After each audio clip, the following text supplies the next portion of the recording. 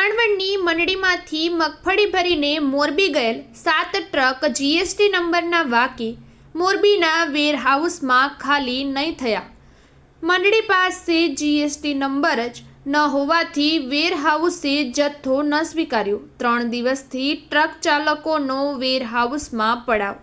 ભાણવડની મંડળીમાંથી મગફળી ભરીને મોરબી આવેલા 7 ટ્રક જીએસટી નંબરના વાકે મોરબીના વેરહાઉસમાં ખાલી ન થઈ રહ્યા હોય ટ્રક ચાલકો મુશ્કેલીમાં મુકાયા છે।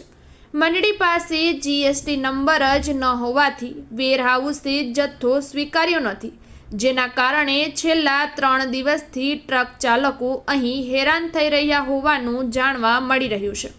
આ અંગે ટ્રક ચાલક રાણાભાઈએ જણાવ્યું હતું કે 7 ટ્રકમાં અમે દેવભૂમિ દ્વારકા જિલ્લાના ભાણવડ તાલુકાના 3 પાટિયાથી ટેકાની મગફળી શ્રી સણખલા સેવા સહકાર મંડળી લિમિટેડમાંથી તારીખ 18/1/2026ના રોજ લોડ કરી હતી, જે અહીં મોરબીના જેતપુર રોડ પર આવેલ સેલિયો સિરામિકમાં આવેલ વેરહાઉસમાં તારીખ 19/1/2026ના રોજ રાત્રે 1:30 વાગ્યે લઈ પહોંચ્યા હતા। અમારો નંબર 20/1/2026ના રોજ આવ્યો હતો, ત્યારે વેરહાઉસના બીસીસીએફના મેનેજરે એવું જણાવ્યું હતું કે શ્રી સણખલા સેવા સહકાર મંડળી લિમિટેડ પાસેથી જીએસટી નંબર નથી। આવું કહી વેરહાઉસમાં મગફળી સ્વીકારવામાં આવી નથી। અમે સહકાર મંડળને જાણ કરી તો ત્યાંથી એવું કહેવામાં આવ્યું કે અમે જીએસટી નંબર માટે કંઈક કરીશું, તમે ત્યાં જ રહેજો। છેલ્લા 3 દિવસથી મોરબી ખાતે ટ્રક છે।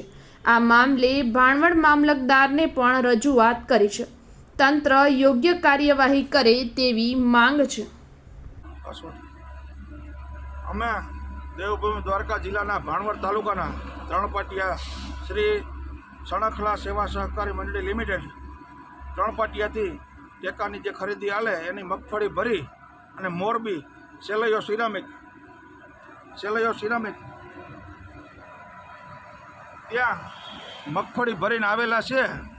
અને 2 દિવસ આપણે માનો ને કે 18 તારીખે અમે ગાડીઓ ભરી હતી, 19 તારીખે રાતે 1:30 વાગે અહીંયા પહોંચ્યા અને 20 તારીખે અમારી ગાડીનો નંબર આવ્યો ત્યારે અમે વેરહાઉસના મેનેજરને અમે અમારી ટપાલ બતાવી તો વેરહાઉસના મેનેજર NCCFના મેનેજરે એવું જણાવ્યું કે તમારી આ ગાડીઓમાં જે મંડળી છે શ્રી સણખલા સેવા સહકારી મંડળી દેવભૂમિ દ્વારકા જિલ્લો તાલુકો ભાણવડ અને 3 પાટિયા એ મંડળીમાં જીએસટી નંબર નથી, એટલે તમારી ગાડીઓ ખાલી કરવામાં નહીં આવે।